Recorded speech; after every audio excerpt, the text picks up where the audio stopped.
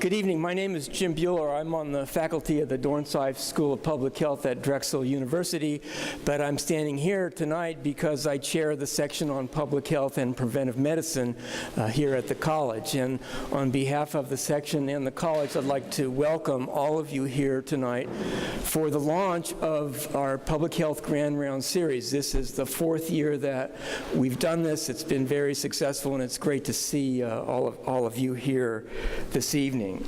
I just have a few background comments to make. Those of you who've been to Grand Rounds before have heard that the purpose of this forum is to address important public health issues here in the Philadelphia region. We emphasize local speakers, but we also welcome people from Washington, D.C. who are willing to come up on the train and to join our conversation about how we address problems here. The format is a series of brief presentations from people that are working on these issues from different perspectives.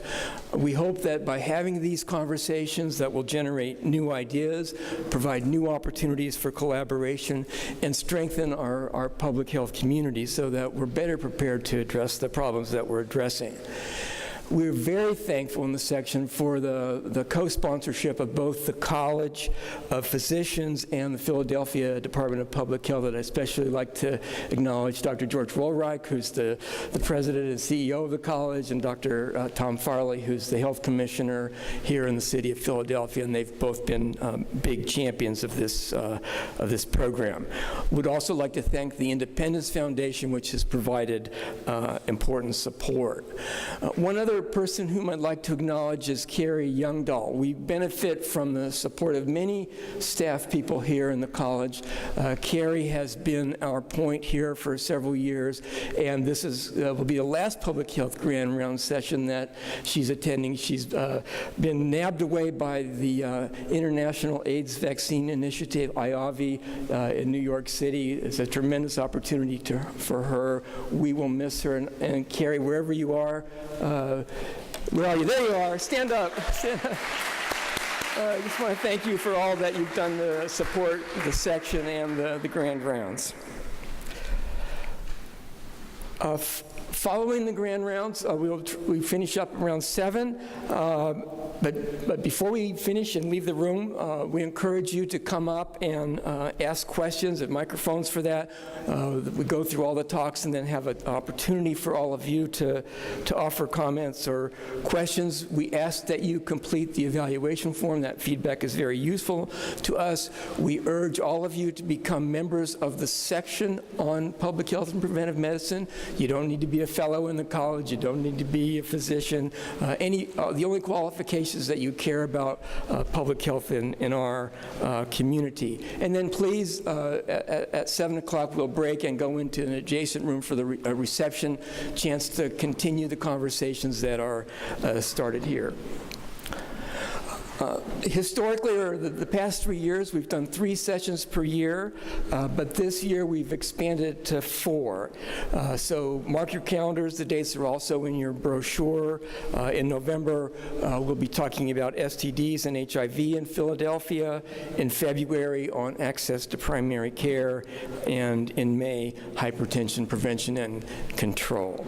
I would also like to acknowledge Dr. Michael Halperin, who is the member of our section who is responsible on behalf of the section for working with colleagues to put the Grand Rounds together. I know he worked very closely with Dr. Bedegal to arrange this evening's presentation. Unfortunately, he couldn't be here this evening. It's my great pleasure to introduce Dr. Cheryl Bedegal, who is the director of the Division of Chronic Disease Prevention, also known as Get Healthy Philly, at the Philadelphia Department of Health, and she will introduce the speakers and serve as our moderator this evening. Thanks. Thanks very much, Jim, and thank you all for being here. In particular, thanks to our speakers who came from out of town, Chris Morrison from New York and Aaron Williams from Washington. We really appreciate you coming to share your thoughts with us today, and I am definitely shorter than you, Jim. So for at least 9,000 years, human beings in diverse cultures around the world have been fermenting fruit or grains to make alcoholic drinks. Those drinks have fueled social interactions and trade, and for millennia before we understood what bacteria were, they provided a safer alternative than drinking contaminated water. But even thousands of years ago, observers noted the links between alcohol and violence. In the words of an ancient Greek poet, hosts served their guests a first bowl for health, another for pleasure, and a third for sleep. We might disagree with some of that, but when this bowl is drunk up, wise guests go home. The fourth bowl is ours no longer, but belongs to violence. The fifth to uproar, the sixth to drunken revel, the seventh to black eyes. The eighth is the policeman's. The ninth belongs to biliousness, and the 10th to madness and the hurling of furniture. So these links are nothing new. We've known for thousands of years this is a problem and continues to be a problem. But lax gun laws and lack of state enforcement of existing alcohol regulations combine in Philadelphia and in other large cities to escalate the lethality of that link. On street corners in low-income neighborhoods, young men congregate as early as 10 in the morning to drink at local stop-and-goes. Gun violence experts talk about the confluence of high-risk persons and high-risk places as epicenters of danger in our communities. Alcohol sales and individual use of alcohol are an important component of how those epicenters function to increase risk.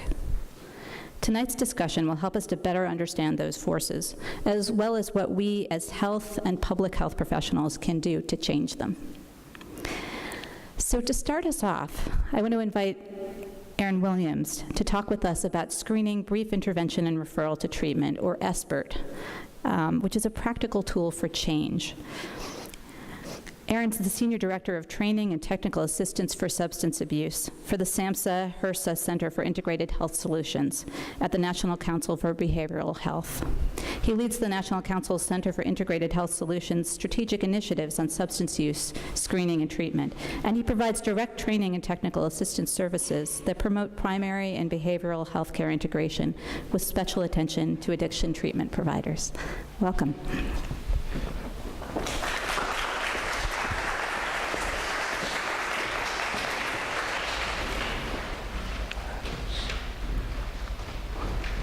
Hello, everyone.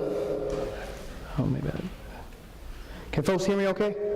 All right, okay. All right, so I want to first thank the college for, thank the college for inviting me, and thank you all for coming today. So I want to spend a few minutes today talking to you about a public health approach to addressing alcohol. SBIRT, so screening, brief intervention, and referral to treatment. So I'll talk a little bit about alcohol, where we stand now, and then talk about this particular approach and how it can be used in public health settings. All right, so to start this off, this is data from the latest National Household Survey. The federal government collects data from households across the country, about 70,000 people participate in the survey. The survey asks about the use of a number of different substances, including alcohol. So one of the data points that came out of the latest survey is looking at alcohol initiates. So this is when people begin to start using alcohol. So as you can see, there's still a large number of people who start using alcohol between the ages of 12 and 17. Probably, what you'd expect. Another pretty significant cohort around age 18 to 25. If you think about 12 to 17, and all of the effects of alcohol on youth in terms of brain development and other things, that's a pretty high number for people to be starting using that early. And then also a number of people who actually start using it 26 or later. Did I miss a slide here? Okay, all right. All right, so it looks like I'm missing a slide here, but we'll go back to that.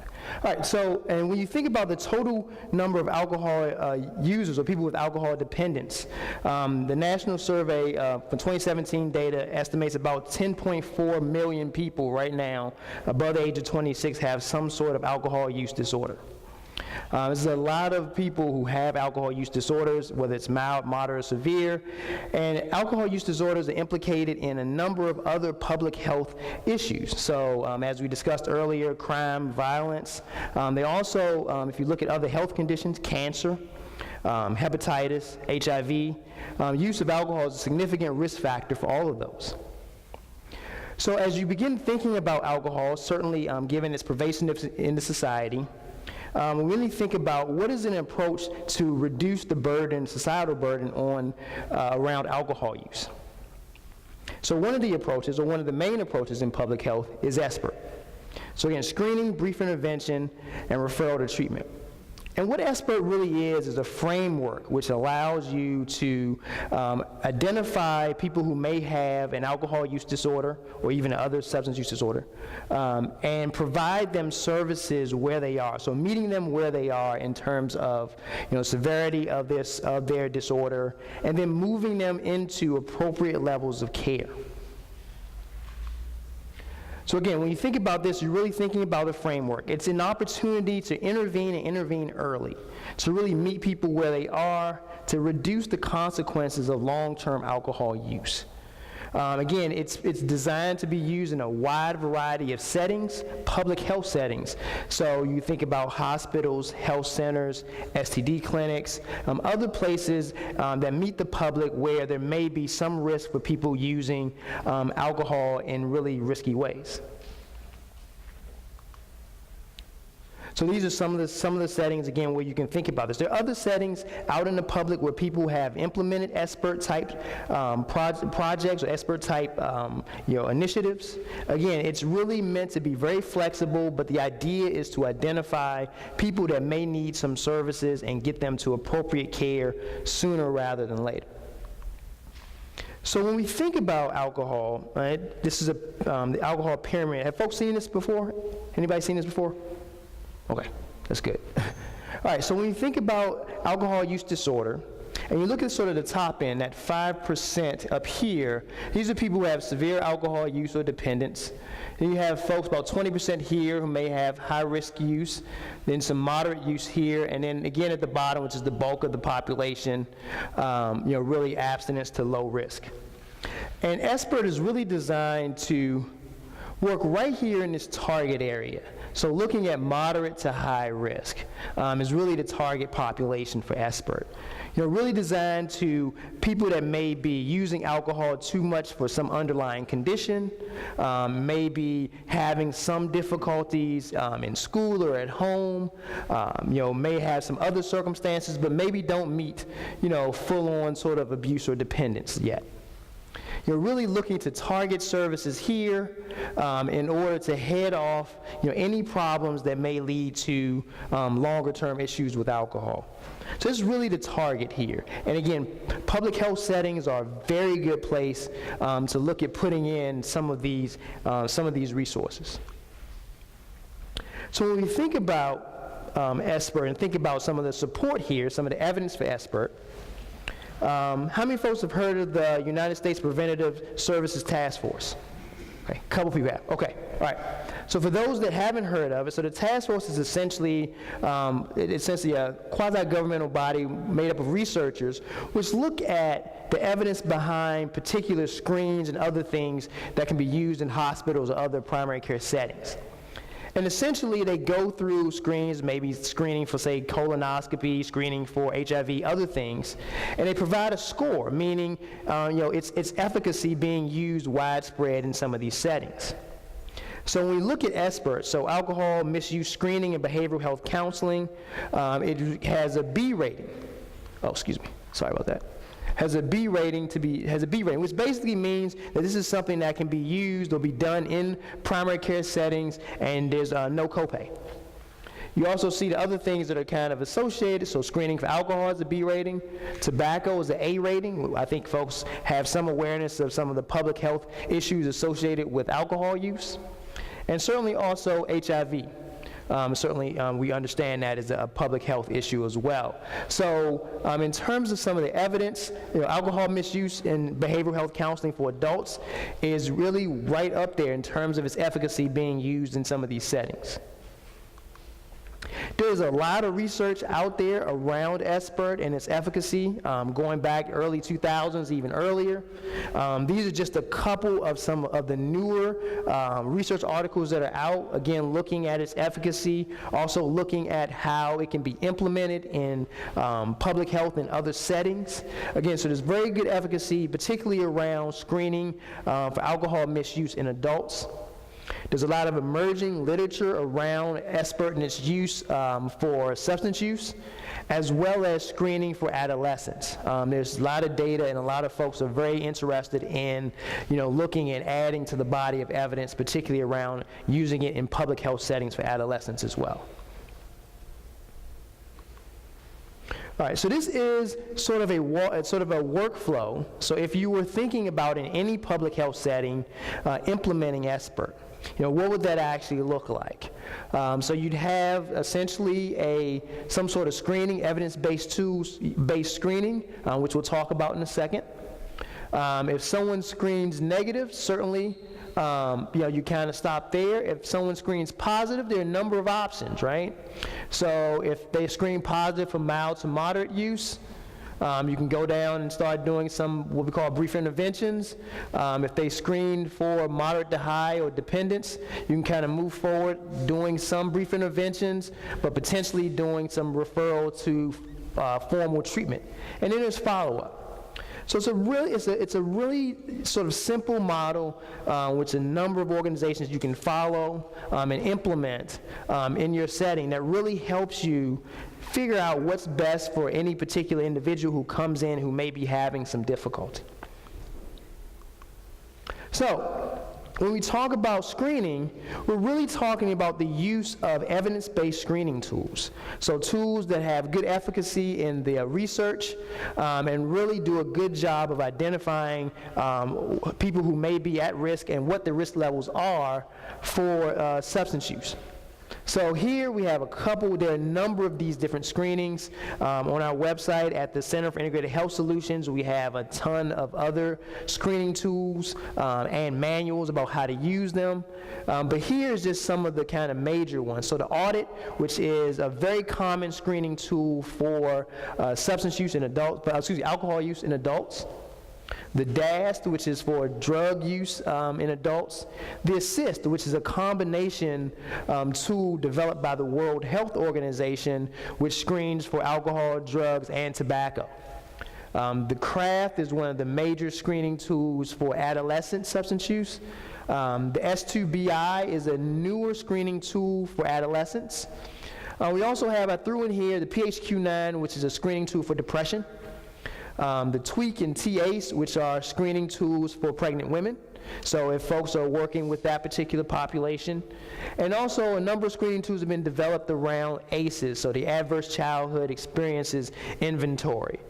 These are a number of screening tools that are used in public health settings that allow you to screen for some of these conditions, and again, using the SBIRT sort of framework, you can then move very quickly to get them the services they need. All right, how many people have ever seen this? Only a couple people. Okay. So many of the screening tools, particularly for alcohol, essentially are based on what we call the drinking guidelines. If folks have never seen these, it's actually good, if you are someone who hasn't seen these, this is actually good, particularly if you do drink, to have some idea of sort of, where you are on some of these scales. So typically, when we think about this, the drinking guidelines, for men, no more than 4 drinks in any given day. And no more than, 14 drinks in a week. For women, no more than 3 drinks on a given day, and no more than 7 in a week. For folks age 65 or older, or men age 65 or older, the guidance shifts down towards the 3 drinks in a day, and no more than 7 in a week. This is sort of the drinking guidelines in which a number of the screening tools are based on, considered to be sort of, low-level risk drinking. There's a lot of research now coming out around whether or not there is, a such thing as sort of low-level risk drinking. And there's a lot of debate happening currently about this. But currently, this is where we are in terms of some of the standardized, drinking guidelines. So if you didn't know sort of where you are, this is a way for you to kind of, measure that and have a sense of sort of what's happening. All right. So after you've done your screen, you've identified some level of risk. Let's say you've identified someone who has a moderate risk around alcohol, or someone that is using too much because of an underlying condition, say diabetes or some other thing. You can potentially do something called a brief intervention. So brief interventions are really about 10 to 15-minute conversations, with people about their alcohol use or even substance use if you're doing something more broad.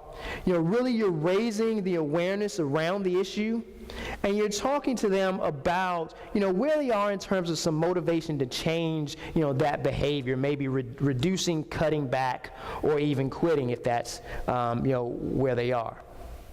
So here are the main elements in this conversation. What you really want to do is raise the subject, so ask questions like, hey, we got the results back from your screen.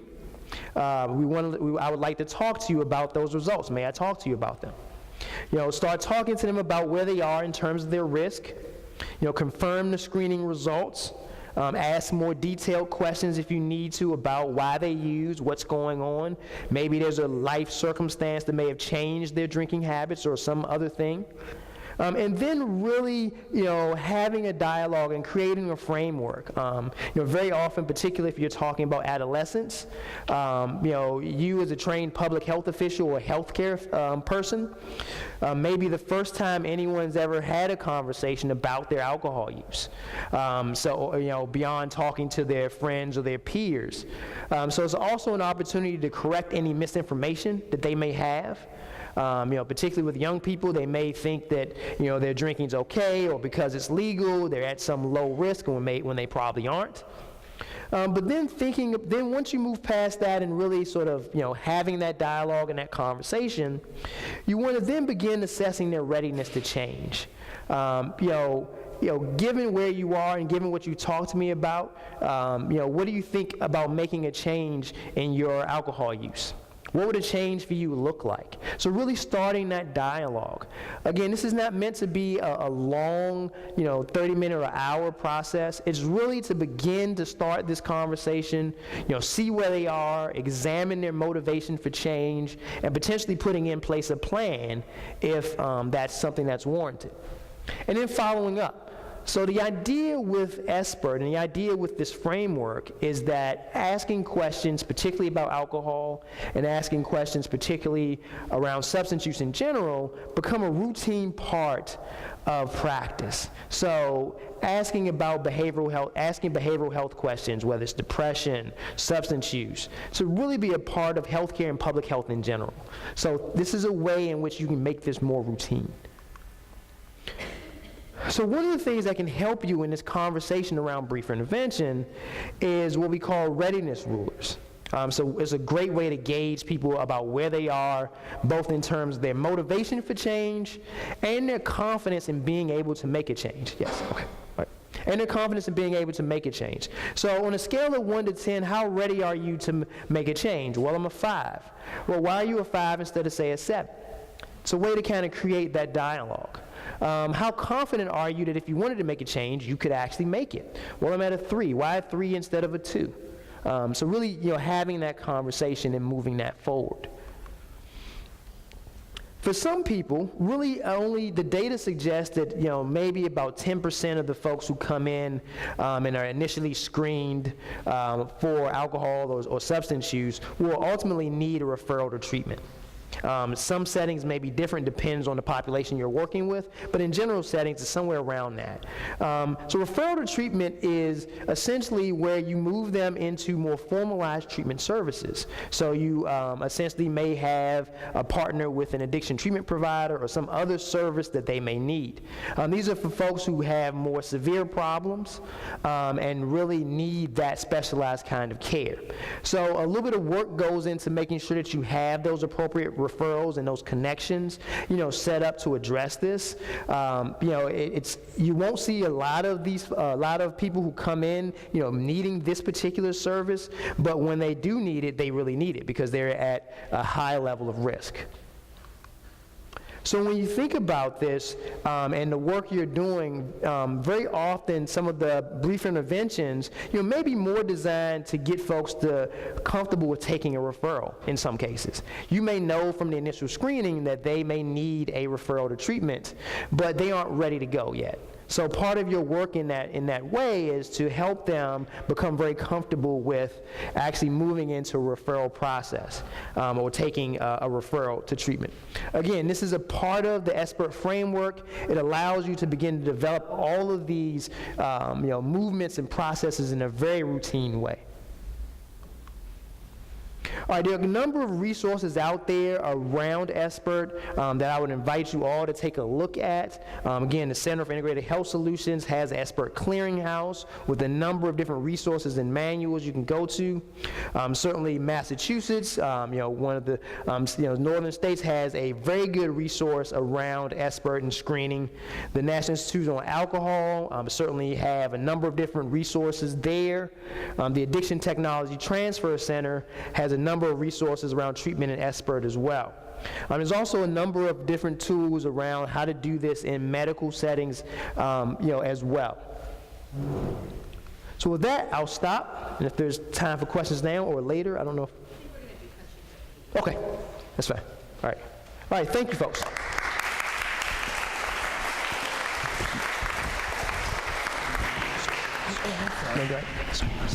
Thank you very much.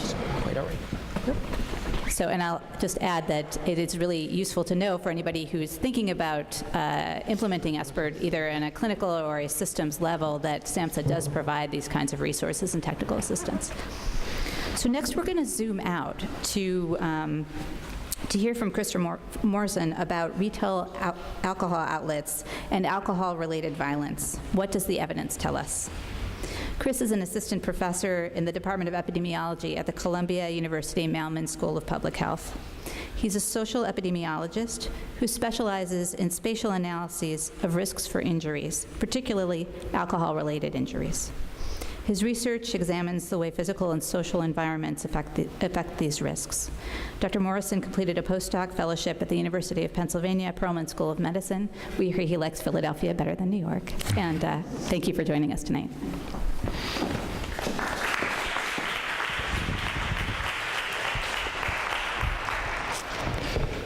Thank you very much, Cheryl. I've only just moved to New York in the last few months, and so I'm always looking for an excuse to get back here. So thank you for inviting me.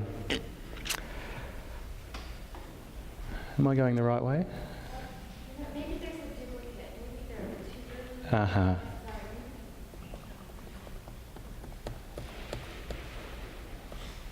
There we go.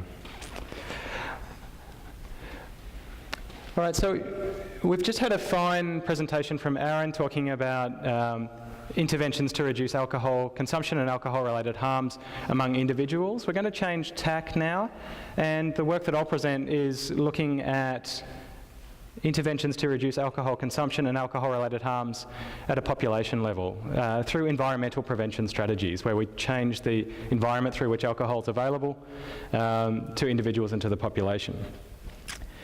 The content that I have to present for you is in three parts. First, I'll present to you, give you a summary of the international literature in this area. It's a rich literature that goes back over 4 decades, and so I'll give a really high-level summary of the literature. Then we'll move to Philadelphia, and I'll present some studies that have been done in this city. There's some fine scholarship that's being conducted in this city, and I'll talk through a few of the studies in the area. And then finally, I'll present some of the work that I completed with my colleagues when I was based at the University of Pennsylvania over the last couple of years. So we've heard from Cheryl that alcohol has a long history of use. The World Health Organization put out a report just recently that estimated that there were around 2.3 billion people in the world who enjoy alcohol at least once over the last 12 months. That enjoyment of alcohol comes at a cost. there's that same report estimated that around 5.3% of all deaths worldwide are attributable to alcohol in some way. And in the US, the estimate is that around 88,000 deaths per year are attributable to excessive alcohol consumption.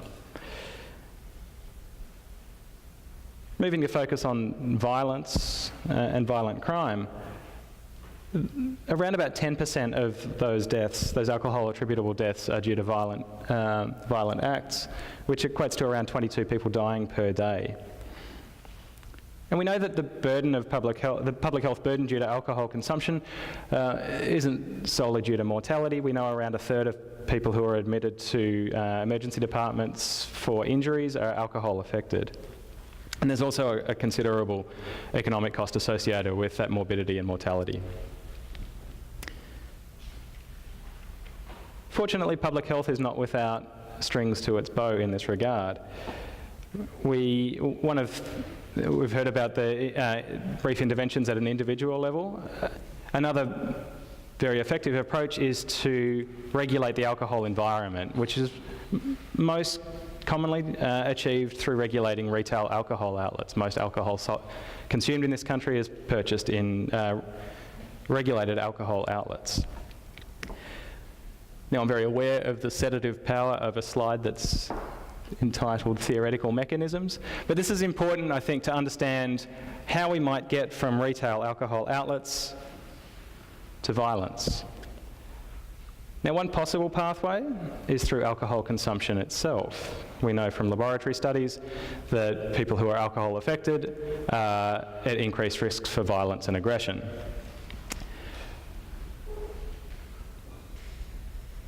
In 1975, the hypothesis was first put forward that where alcohol is more readily accessible, alcohol consumption within the population would be greater. So that gives us a link from alcohol outlets to violence through alcohol consumption. The sociology and criminology literature gives us an alternate pathway, which is directly from alcohol outlets to violence, not necessarily through alcohol consumption itself. We know alcohol outlets tend to be located in areas that are more disordered or lower income, which tend to have higher incidence of of violence. And alcohol outlets may attract people who are more predisposed to risks for being victims or perpetrating violence. To test these hypotheses, there are two different approaches that we can take, either ecological or individual level analyses. In an ecological study, we might take a geographic area, say for example a city, and partition it within spatial units. So say for example the grey box represents a city, and the partitions there might be zip codes or census tracts, some sort of geographic unit. Within each of the geographic units, we take counts of alcohol outlets, bars, restaurants, which are commonly known as on-premise outlets, or liquor stores, which are off-premise outlets, licensed for the consumption of alcohol off-premises. Relating counts of exposures, the outlets, to outcomes. Within a regression analysis, we'll test that aggregate level association. Alternately, we might have survey data for individuals, and these individuals might be georeferenced. We might know where these people are located within geographic space, and we can then estimate their exposure to alcohol outlets within that geographic space. Now, that georeference might be a person's residence. It can also be a location that they were at a specific time, say for example when they were injured. There are many different approaches to conduct these analyses, and I'd be happy to talk to them later if you're interested. So, as I mentioned, this literature goes back over 4 decades. There's been an enormous number of studies conducted testing different elements of these associations between alcohol outlets, alcohol consumption, and alcohol-related violence. In fact, there have been many systematic reviews conducted, so many in fact that we could, if we so desired, conduct a systematic review of some systematic reviews in this area.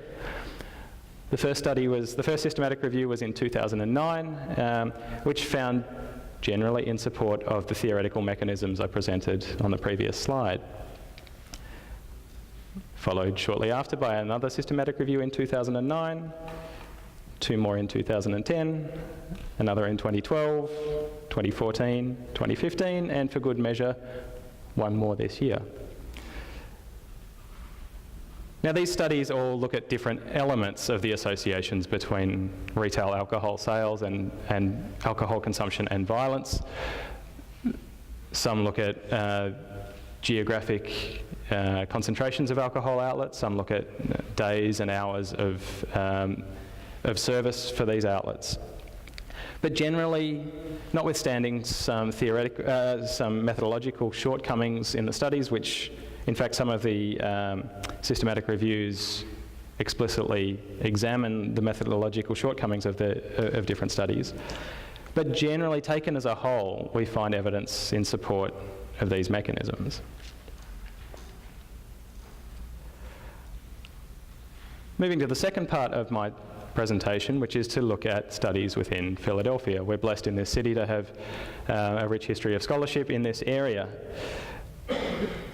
Looking at a sample of the studies that have been conducted, at the ecological level, we see studies recently from 2015 looking at relating bar density to increased incidence of robbery, but only at night time and late night, only at daytime and late night hours.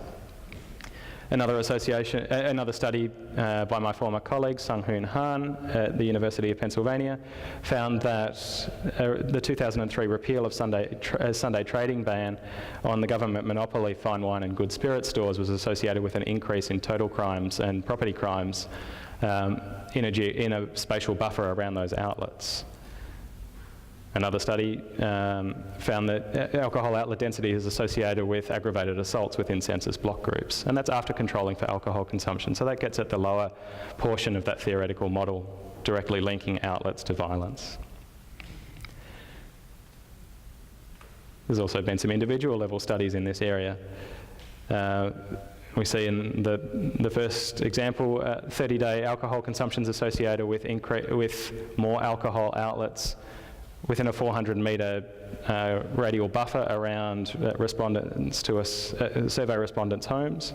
And another colleague of mine, Charlie Brannis, has demonstrated that risks of being shot are associated with increased densities of off-premise outlets, so that's liquor stores.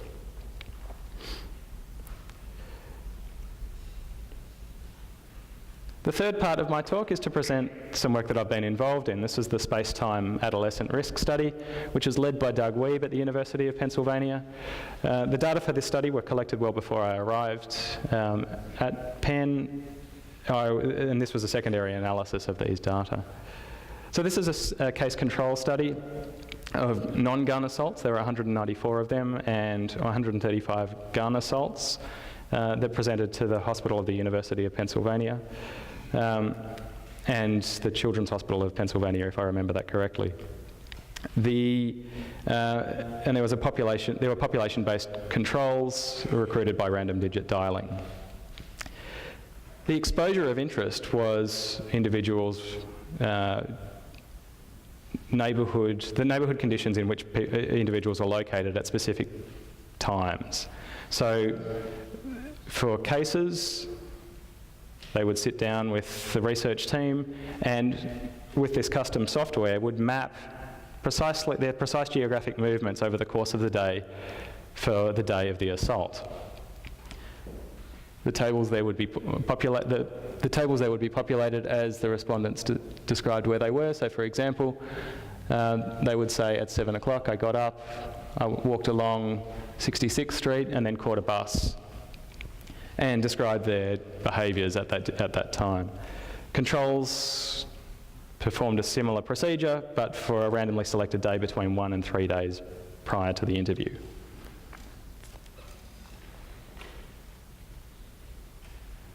The example of the activity path that we see for the respondents to the survey is shown up in the top left corner. We summarise each individual's geographic movements within 10-minute segments. And so we have a summary of their movements over the course of the single day. And the three exposures that we're interested in are bars and restaurants in the top right corner, beer stores, which are the stop and goes that Dr. Hinckley will talk about shortly, and liquor stores, which are the government monopoly fine wine and good spirit stores. These were based on Pennsylvania state regulatory categories. Our statistical analysis was a conditional logistic regression model. The units of analysis were the 10-minute segments nested within 3-hour time of day phases, and we controlled for the list of covariates included below my table. We conducted separate analyses for gun assaults and for non-gun assaults, and this is what we found. That the odds of being a victim of a non-gun assault compared to the controls were not significantly associated with an individual's proximity within that 10-minute segment to bars or restaurants, nor for gun assaults. The same was true for the beer stores, for stop and goes. But for liquor stores, we saw that there was an increased risk for non-gun assault proximate to liquor stores, and a negative effect, which we can interpret as a protective effect, for gun assaults.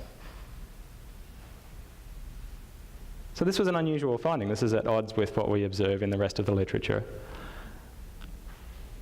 which had us thinking, what could be driving the different effect that we observe here compared to elsewhere? Now, one thing we know is that risks for assaults proximate to bars might differ according to time of day. So where bars are more active, there are more people drinking at a bar late at night, we wouldn't expect the risks for being victim of an assault proximate to bars to be the same at night time compared to early morning when bars are not active. And so on the left we have our summary measure, which was the result that I presented in the previous slide. And you can see that that's an average measure of the risks over the course of the whole day. But when we separate out our risks across the whole day within our 3-hour time of day categories, we can see that there's decreased risks early morning, which coincides with times when bars are closed. Moderate risks, or no change in risks proximate to bars in the middle of the day, and increased risks towards the end of the day, peaking between 1 and 4 a.m. The results for the beer stores for stop and goes are precisely the opposite, notwithstanding some changes in the middle of the day. So there's increased risks for assault, for non-gun assaults proximate to a stop and go between 7 and 10 a.m., between 10 a.m. and 1 p.m. And slightly increased risks between 4 and 7 p.m., but then decreased risks for the rest of the day. We know that stop and goes tend to close between 7 and 10 p.m. For non-gun assaults proximate to liquor stores, we can see our summary measure detected an increased risk, which is really driven by that one finding between 10 p.m. and 1 a.m. The rest of the day, there's no detectable association. And for gun assaults, there's no consistent pattern here, save perhaps for liquor stores being more or less consistently associated with decreased risk for gun assaults. It's important to separate the analyses to stratify by gun and non-gun assaults, because these are quite different phenomena. So to summarise, the first part of my talk was to present the international literature in this area. We know there's a consistent body of work over many decades that suggests that alcohol outlets, be it geographic concentrations or hours of operation or days of operation, are associated with increased alcohol consumption and alcohol-related violence. These associations are consistent for both on-premise and off-premise outlets. They do tend to be stronger for off-premise outlets. And they're observed across both ecological and individual level studies. The second part of the talk was to present a handful of the studies that have been conducted in Philadelphia. And the headline there is that Philadelphia looks very similar to what we observe in other jurisdictions, in other countries, in other cities. And finally, I presented a study of our own at the University of Pennsylvania, in which we detected that bars and restaurants in Philadelphia are associated with increased risks for non-gun assault for individuals, particularly at night time when bars are in operation. And the beer stores, the stop and goes, are associated with increased risks for non-gun assaults for individuals during daytime hours, particularly early in the morning. So thank you very much, and I'll be happy to take some questions afterwards. Thank you.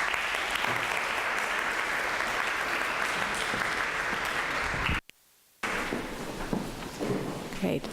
Thank you so much. So Julia Hinckley is going to be our final speaker, and then we'll open the floor for questions. And I think we're going to have lots of questions tonight. Julia will talk to us about Philadelphia's Stop and Goes. She's the Policy Director for Health and Human Services for the City of Philadelphia.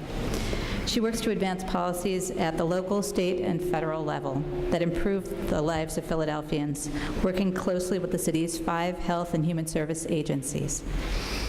She previously served in the Obama administration at the Centers for Medicare and Medicaid Services, focused on Medicaid policy during the implementation of the Affordable Care Act.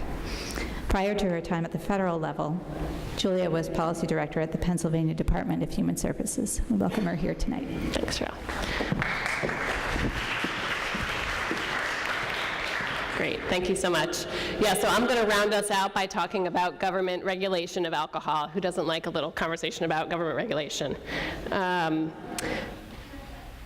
So just a little overview of what I'm going to cover today. I'm going to talk about the state's role, and that's going to be a big theme because the state has the largest role in terms of regulating alcohol. What the city's role is, what is a stop and go, which Chris gave us a little window into, and then sort of a history on policy approaches. You know, Cheryl went back 3,000 years, I think. Chris, you went back 40. We're going to go back 30 years of attempting to deal with stop and goes in the city of Philadelphia, 20 years. So a history of policy approaches that have been tried in the city, and then some recent chapters of activity that we've had.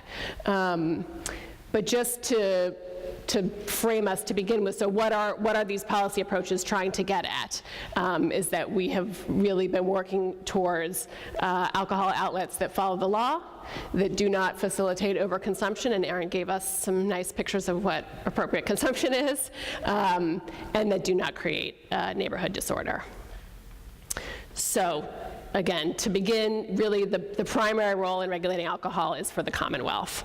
And that happens through 2 key state agencies. One is the Pennsylvania Liquor Control Board, with representatives appointed by the governor. And they operate state stores, which I'll talk about in a moment, but Chris talked a little bit about fine wine and spirits shops. And then they also, so that's for selling of alcohol for off-site consumption, and then they also regulate private entities that have licenses for on-site consumption. And then the entity that's responsible for enforcement of liquor control laws is actually a division of the Pennsylvania State Police called the Pennsylvania Liquor Control Enforcement Agency. And Pennsylvania Liquor Control Board's primary role is to renew licenses every 2 years, and they take information from the Pennsylvania State Police, from Liquor Control, whose job it is to enforce the rules during the license term. But their primary penalties are citations and fines, which has been a challenge. So here are the fine wine and spirits stores. So again, so for off-site consumption, Pennsylvania is a little bit, not totally unique. It's there's a few other states, but where the sale of alcohol is actually run by the state. So the state owns and operates the fine wine and spirit shops, and that's for people buying alcohol for off-site consumption. So there is no such thing as a liquor store in the state of Pennsylvania.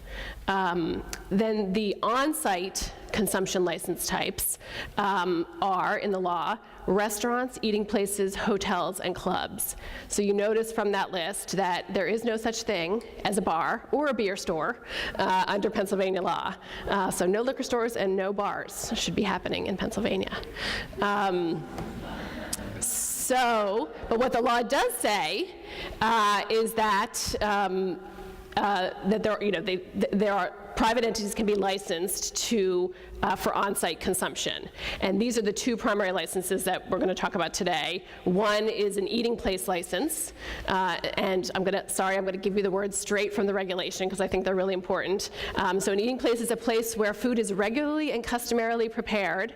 It has at least 300 square feet, and it has tables and chairs for 30 people. The other type of license, more common, is a restaurant license.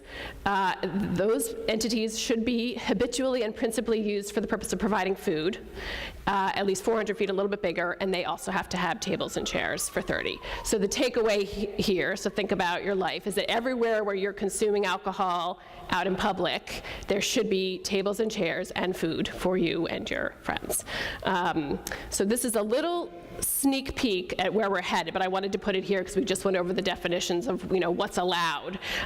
So this is, at the center of the slide is Councilwoman Cindy Bass, who is running an advocacy campaign here, which was summer of 2017, called Fit 30, where she would take neighborhood residents in cute t-shirts that said Fit 30 and try to take 30 people into these establishments and see if they could actually fit 30 people and 30. If you look really carefully, the guy behind her is holding some folding chairs to see if 30 chairs could actually fit in the facility. So more about that, but I wanted to, after we'd gone over the definitions, I wanted to show that it inspired this campaign. And you see the back of the shirt is Know the Rules, Demand Action. So just to give a little sense of the scale, so in Philadelphia, there are 120 establishments with e-licenses and about 1,449 that have restaurant licenses. So the restaurant license is much more common. They're supposed to be 400 square feet. And then there are currently 176 establishments that have been flagged for the board as nuisance establishments in Philadelphia. So the licenses are renewed every year. All of Philadelphia County turns over together. All of Philadelphia County's establishments are actually up at Halloween. And so the board's in the process right now of renewing licenses, and they've shared that there are about 10% of the establishments in Philadelphia have been flagged as a nuisance, which is a little bit different than a stop and go. But. So now to the city's role, which is officially none as it relates to alcohol. So the city's role is to license food establishments and then, of course, to enforce the building and zoning codes. So the Department of Public Health inspects food businesses, enforces food-related ordinances, and regulates food handling practices. And then the Department of Licenses and Inspections issues the business licenses based on the work that the health department does. And then they're also responsible for inspecting and enforcing building and zoning code. So, but the nexus of those two things, where they come together, is that the state has a requirement that to be granted a state liquor license, it's contingent upon having a city food license.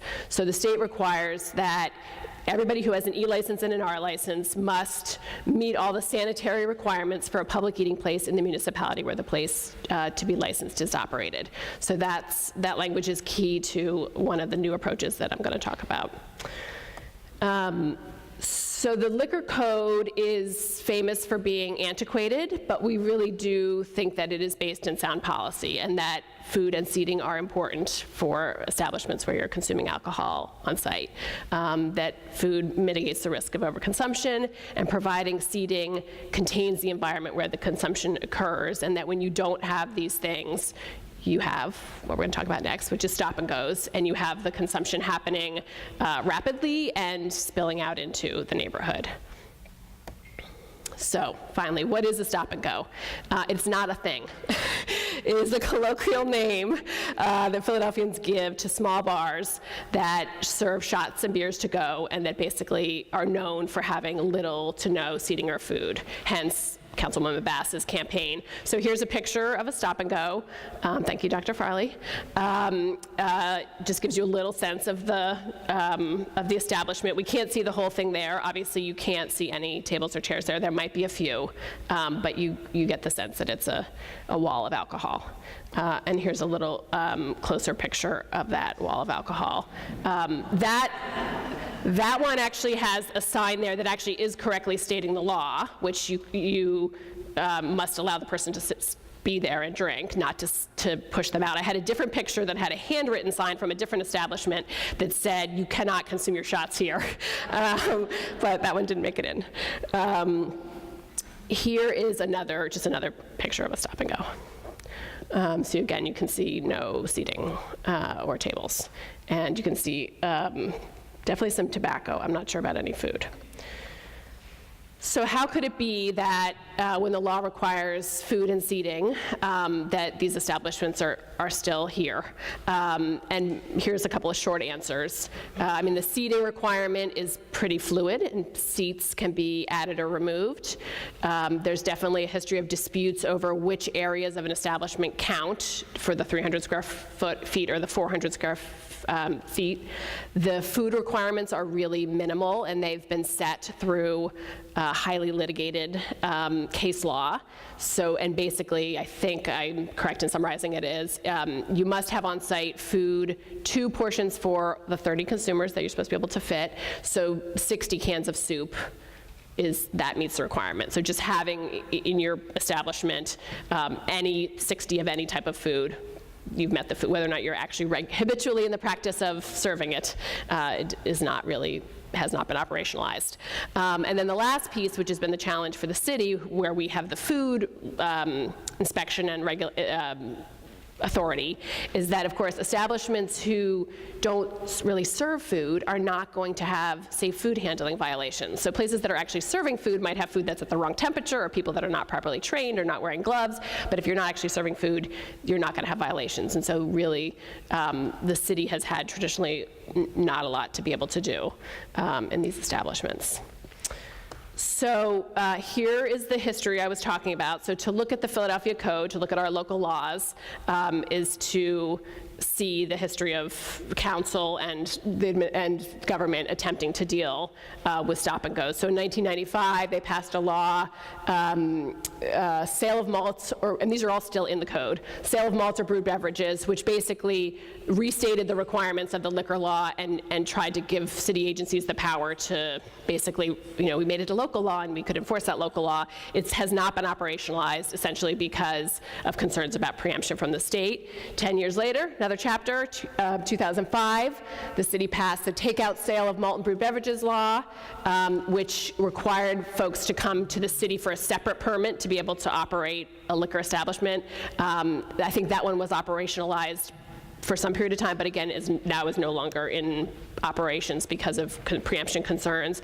And then the most recent chapter, until we get to the 2 that I'm going to talk about next, was in 2016, a bill called Responsible Business Operations. It's really a nuisance bar law that works through the police department, and for crime that happens right outside of an establishment, if you accumulate more than 3 violations in a 6-month period, theoretically you could lose your license. I think it's designed to allow for corrective action plans. So that one is in operation. It's been in operation, I think, since 2016.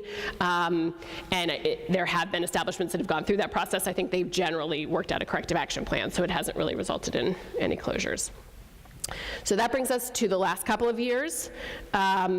So in 2017, we had, for I think the first time that you saw those chapters of local attempts, that there was actually state legislation passed. So the Philadelphia delegation was making enough noise about this issue and joined with some suburban legislators, and they passed an act that created a new process. So traditionally, as I said, the board did not have the power to go inspect or really to do anything in between the 2-year renewal cycle. And this creates a process for the Liquor Control Board to go out and to immediately suspend licenses. And it specifically lists seating violations, food, square footage is among the things that they're supposed to be looking for. So here's a look at how it's going. So this is data from this July, that they shared on the new process. So they had complaints on 74 establishments in Philadelphia. They inspected 63 of those. That resulted in 14 suspensions, and ultimately all of those suspensions were lifted. So I think this is still, it was encouraging that it passed. I think how it will play out in the real world is something that we're still thinking about. Or have yet to experience. So the next piece is some local law change that we attempted. And that was to look at our food license types. So this is how it worked before the most recent change, which is there were 2 types of food licenses, and the dividing line was at 50 seats, not 30 seats. So the thought was, why don't we, and so you can see from this picture that you could have had either type of license and qualify for a liquor license. So the thought was, let's realign our large and small establishments so that our dividing line of large and small is the same as the state's, and it's at 30 instead of 50. And then let's really think about the large establishments are really sit-down restaurants, and what does it mean to be a sit-down restaurant? And so we added the requirement of a restroom for patrons. And so this is a local law change that we did in 2017. The Department of Licenses and Inspections has gone through the process of, or begun the process of renewing licenses using these new categories. We're still working through the details about making sure that we caught all the folks that need to be reviewed to see whether they qualify for a large, and then figuring out what does that mean and how do we work with the state in sort of sharing this information and the implications for their liquor license. And then I wanted to talk about one other issue, just to give an example of how complicated, as if this stuff isn't complicated enough, of how challenging some of the discussions have been. And that was an issue that came up when we were regulating on large and small. And as we were thinking about what does it mean to be a sit-down restaurant, the issue of barriers between servers and patrons came up. And so here you can see a picture at a stop and go of a woman who's working there who's serving the alcohol through a barrier. And as we were regulating on what does it mean to be a sit-down restaurant and to really provide a dining experience for your patrons and appropriate sanitary facilities, places that are legitimate sit-down restaurants do not have a barrier between their patrons and their servers. So the original version of the bill had a requirement that large establishments only could not have a barrier between the server and the patron. And that, if you heard about this at all, this issue when we were regulating on this at all, might have been what you heard about. So there was a lot of confusion about the facts, and the message got ahead of us, and there was a lot of confusion about the fact that it would only apply to large establishments, not to takeouts, not to small establishments, and that even in large establishments, it wouldn't preclude having a barrier around your cash register. It's about your staff being able to interact with the patrons. And the business owners really mobilized and created as a public safety issue. It also injected a whole race aspect because a lot of the business owners that were particularly mobilized are Asian American business owners. The neighborhoods that they were operating the businesses in were primarily African American, and it created a difficult dynamic around the business owners' views around their patrons. So the way that ended was that we'll do further regulation. So that by 2020, we're going to do a process that involves business owners and residents, and there'll be further regulating around whether or not adding a component of a barrier between servers and patrons is appropriate for our regulatory scheme. So just to sum up, lots of challenges. We think some potentially a new chapter of some opportunities. Obviously, it's a complicated regulatory process. There's lots of actors, which leads to sometimes confusion about whose fault it is that the problem persists. The system definitely errs on the side of the licensees. To have a liquor license is a property right, and there's a lot of due process around removing that property right. Often the establishments are in low-income neighborhoods who are less empowered to mobilize around problem establishments, and the business owners have lawyers. On the positive, the city and the state are really working together. We have this new state legislation, which is, not as unprecedented in the history of the decades of working on this. And then obviously we have our new local tool, which will hopefully prove to to finally get at this vexing issue. I think that's it.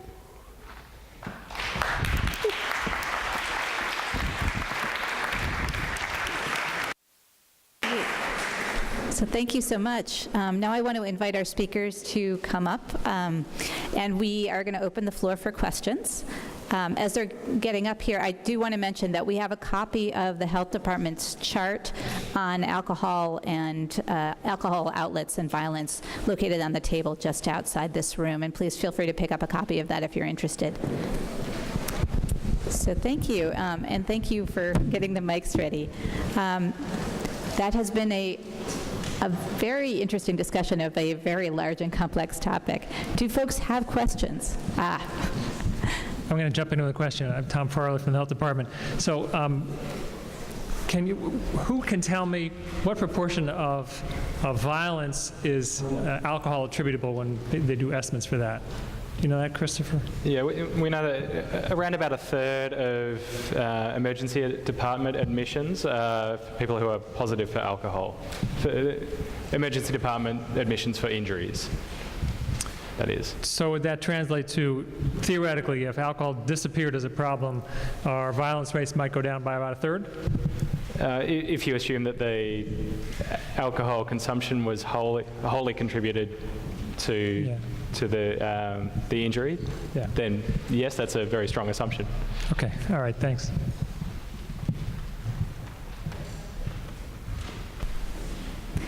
Well, I want to ask Julia a question while we're waiting for other folks. Could you comment on the process for the stop and goes that are so small? You know, like the pictures that you showed, where they're clearly under 300 square feet. The process for how could that happen? How does that happen? Yes.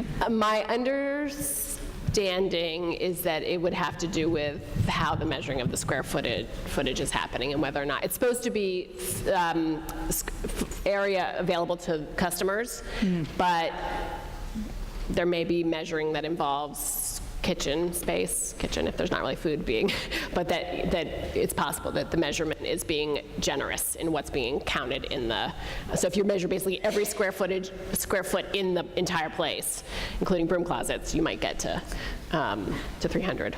Thank you. Please. I'm George Woolrick. I'm the president and CEO here.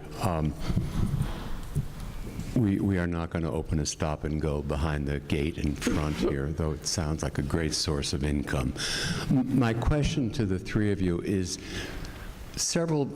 many years ago, the Group for the Advancement of Psychiatry thought that one of the greatest issues of alcoholism in this country was that it was always presented as the forbidden fruit, and if that alcohol drinking were normalized and not seen as a thrill, but rather part of normal adult living, some of these non-purely biologically based issues might go away.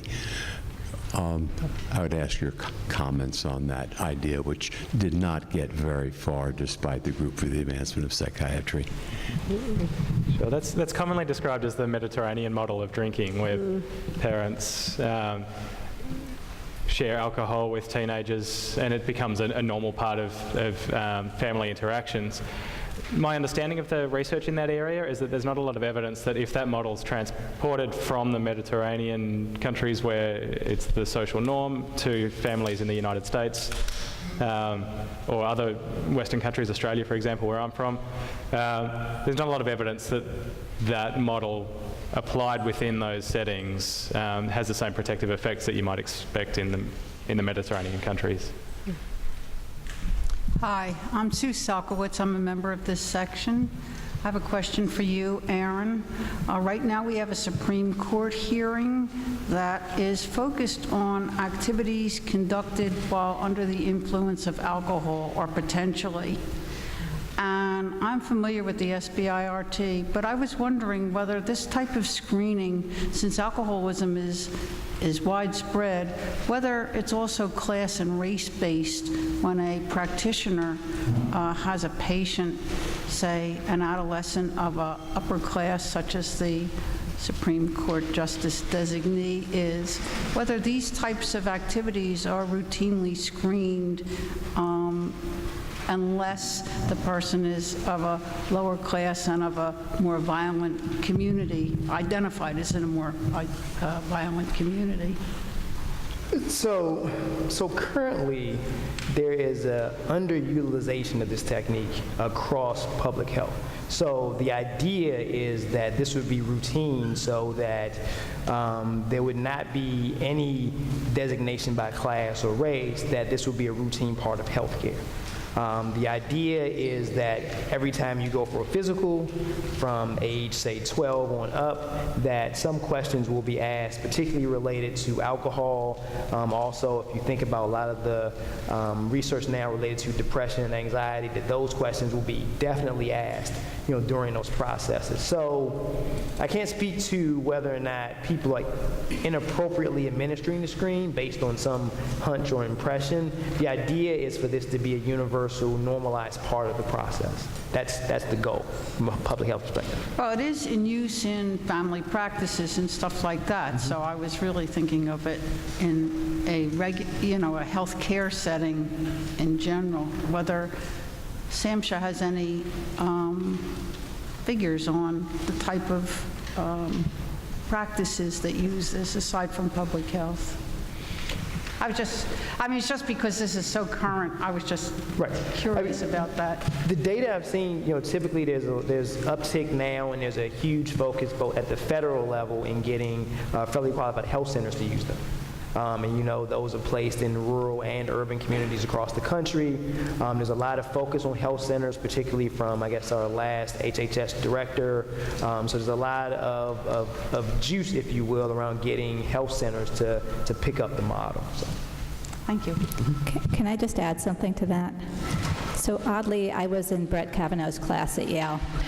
And I have no idea what he did or didn't do at that party, but I can tell you that our freshman year at Yale, they filled giant garbage cans with plastic bags and made something called dioxin punch in them. There was an unbelievable amount of alcohol consumption on campus our freshman year. And that integrating SBIRT into family practice so that teenagers, while they're still in high school and actually going for checkups, got screened and somebody talked to them about alcohol use, might get something into their heads before they get on campus. Hopefully there's no longer dioxin punch at Yale, but into that kind of an atmosphere. Yes. A question for whoever might have a thought on it, but I'm wondering, are there other states that have a regulatory process or sort of alcohol distribution process that significantly impacts the correlation with violence and alcohol consumption?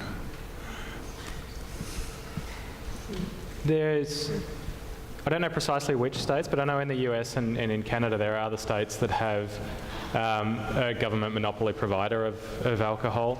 The trend is towards privatisation. So I know in Washington State there was privatisation. British Columbia in Canada has. I'm struggling to recall what the specifics are, but I know that they've currently had the government monopoly providers. The evidence tends to suggest that where government is involved in the distribution of alcohol, that there's less incentive to initiate new alcohol consumers, and to not the same commercial incentives to increase the alcohol consumption of current users, and so there tends to be lower alcohol consumption and fewer alcohol-related harms associated with that distribution model. Okay. Yeah. Thanks. So it could be worse, you're telling us. Like, we have the best model? Good evening. I'm Richard Salkowitz. A question dealing with the goals of regulation of public health, but also taxation and revenue producing for the government.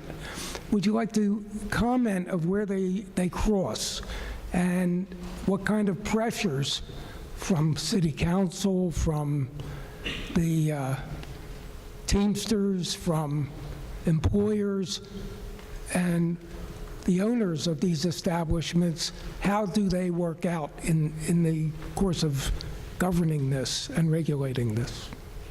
Right. I mean, obviously, the city has some recent chapters around taxation and,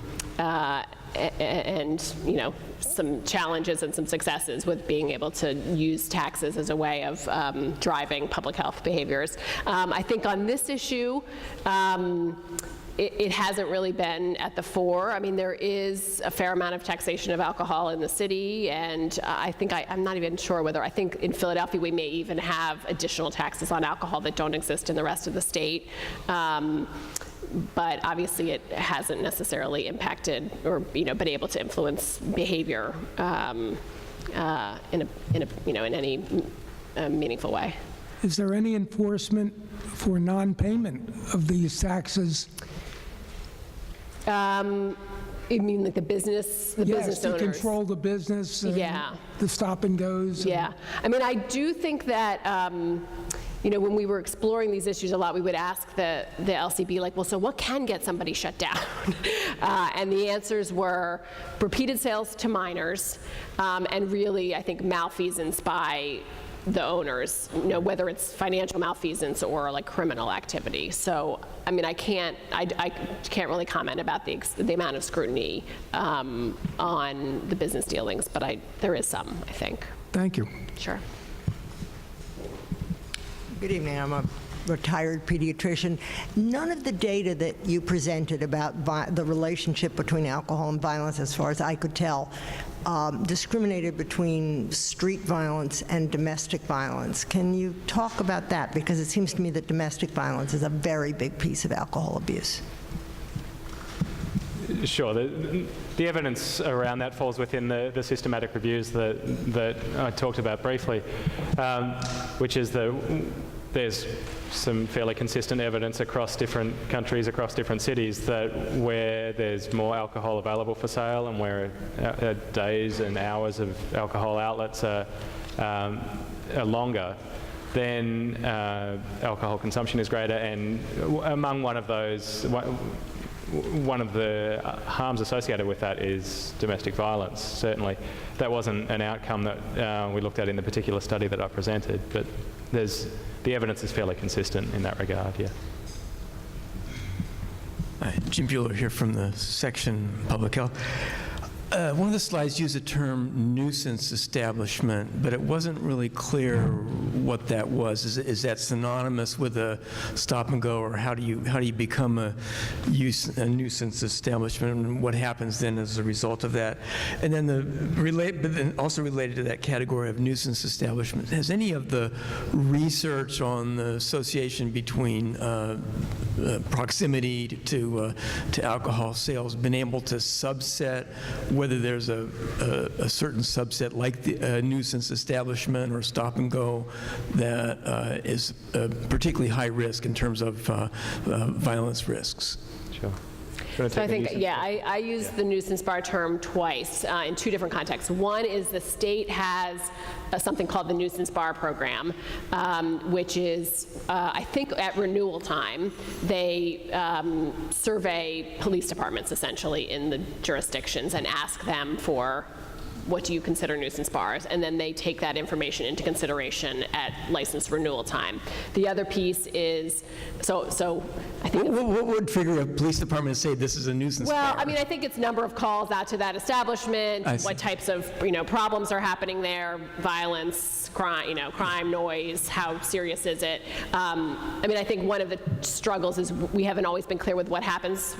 They ask for that information, and how that actually plays into the license renewal process is not something we have good visibility into. So that's at the state level. And then at the local level, we have the 2016 law that was Councilman Blondell Brown's initiative, I believe, or was it Cindy Bass, but which created an additional Philadelphia tool, which is a nuisance business, and it again works through the police, and it's if there are a certain number of violations violations, and there's a list of violations, and they include everything from noise and prostitution and public, drunkenness within a 6-month period, then theoretically the city could issue a cease operations on that institution. So that's the Philadelphia definition of a nuisance business is in our local code.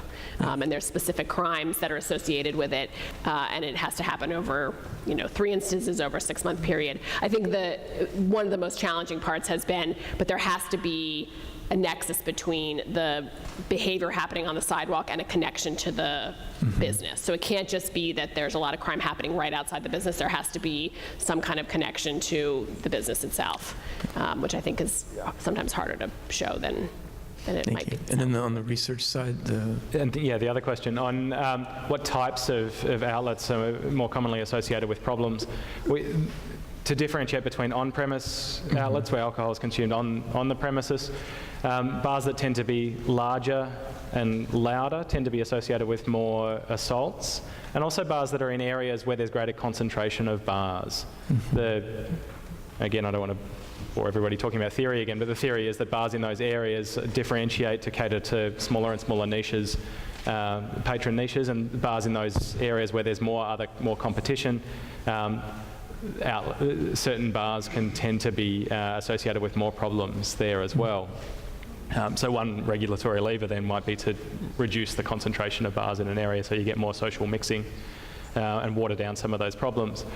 For off-premise outlets, larger and chain outlets, so stores that can sell greater volumes of alcohol at lower prices, getting more alcohol out into the community tend to be associated with more problems. Thank you.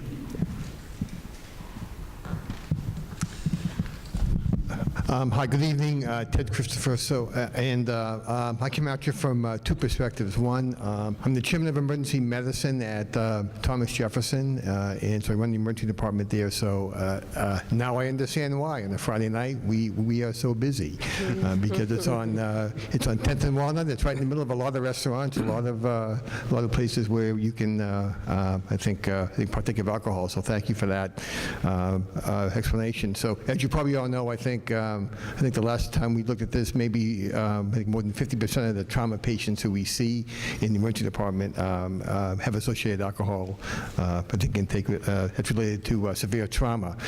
And so my other job these days is the president of the Pennsylvania Medical Society. So I appreciate this, and I ran my platform this year on trying to I think Tom will appreciate this, and trying to convince physicians of the importance of the social determinants of health and overall health. As you know, 20% of health is only what the doctors and the hospitals do, and the rest is things like this: alcohol, opioids, poverty, things like that. So my question to you is, and so it comes maybe to Julia, are there any bills in Harrisburg that the Pennsylvania Medical Society could look at and possibly advocate for you or for all of us that would help this issue and address this issue? And if not, is there anything more that the Pennsylvania Medical Society could do? Thank you for that question, which is great. I have to say, I don't know that there are any active legislative proposals right now, but we should definitely talk and think about what, because clearly, the fact that there was legislation at the end of 2017, I mean, I think this is an issue that they are thinking about. And so we would love to, work with you to think about what might make sense to advocate for. Okay, thank you. Thanks. Hi, my question's for Julia. Can you speak on some of the regulations around BYO restaurants in Philadelphia, and if there's any correlation, then to you, if there's any correlation between violence in BYO restaurants or any other health effect? No. So I don't, we haven't worked at all on the issue of alcohol where it's, bring your own. So I don't know from the data perspective. It hasn't come up as a policy issue, but I don't know from the data perspective if there's anything interesting to say about. Yeah, this is one of the difficulties with research in this area, is that we often aggregate different types of outlets all together. And so I haven't seen any papers. There's nothing that I'm aware of that differentiates between BYO restaurants and other licensed restaurants. So I couldn't speak to that, I'm sorry. Is there any data that's kept about actual BYO restaurants? I mean, I'm sure you keep data on where all the licenses are and where they're congregated, but is there any significant congregation of BYO restaurants? Within Pennsylvania, I'm not sure. In other jurisdictions, often license categories differentiate between BYO or other on-premise outlets or bars or taverns. In this state, I'm not sure. Yeah, actually, I really don't know. We haven't talked about it at all. So I'm assuming that, right, Pennsylvania liquor control, they must, I would assume, track. But yeah, it's not been an issue that. Are BYOs, do they have some specific license, or they Well, so they would have a food license from the health department. And then there are a whole bunch of other license types that the Liquor Control Board issues around special event permits and mobile, there's the beer garden, there's all kinds of, but the nuisance and neighborhood concerns have really come out of the establishments with the restaurant and the eating place licenses. Okay, thank you. Sure. I mean, the issue of which neighborhoods, and this is totally anecdotal, I'm assuming that BYOBs might be in higher income neighborhood. I mean, the whole issue of sort of what is a stop and go, and because there are some non-compliant alcohol outlets, like a bottle, in a higher income neighborhood, it's called a bottle shop. So that has been something that we've talked about in terms of that the requirements should be the requirements, and whether or not it looks like the stop and goes that were up there, or it looks like something more upscale, but it still doesn't have appropriate seating and food is a problem.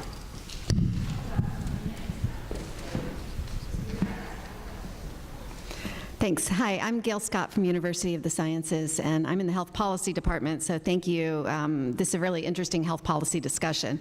And I just want to mention, in terms of the BYOB license, I don't know if you have been paying attention, but there's this new thing called axe throwing bars. Have you guys heard of that?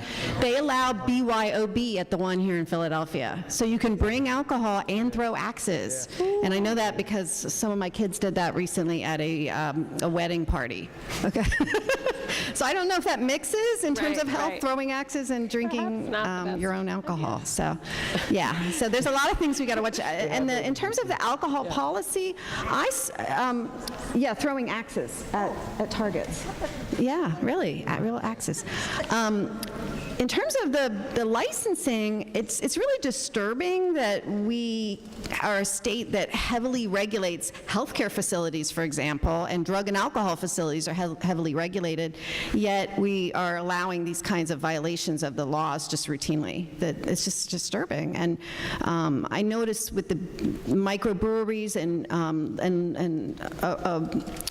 enterprise that I certainly support in terms of our business, but the public health concern with that, I'm starting to see these temporary licenses that are being made into like beer gardens that are almost like permanent beer gardens. So little mobile beer facilities that are getting these licenses that they extend over and over. So it's like a 30-day license, but they run it for months, and they're not serving food, and they're doing it in a beer garden environment. And I'm curious about if anybody's going to collect any data around that, and maybe that's an area that we need to start collecting data, because it really seems, again, to be kind of violating the spirit of what the state is trying to do in terms of controlling alcohol consumption.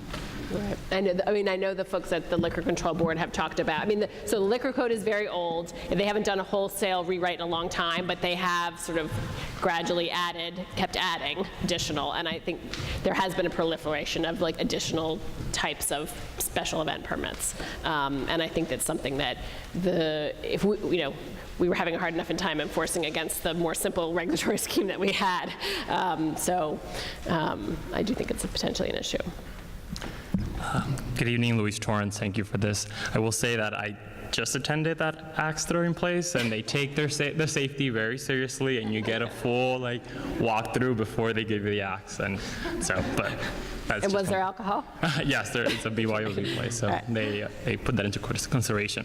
But my question is, your research and a lot of research I've seen highlights that consumption of alcohol leads to youth assaults or crimes. Also, research has shown that binge drinking has seen higher rates of cirrhosis level in liver for younger generations. However, alcohol is very popular. Consumption of alcohol is very popular. So what is the, and this is open to Dr. Farley and the moderator as well, is what is the practical solution of a popular product and the public health actions that professionals like us can take to deal with this issue when it's popular? Do you mean at an individual level? So what? Individual, but also at a health department level or federal level as a public health response. So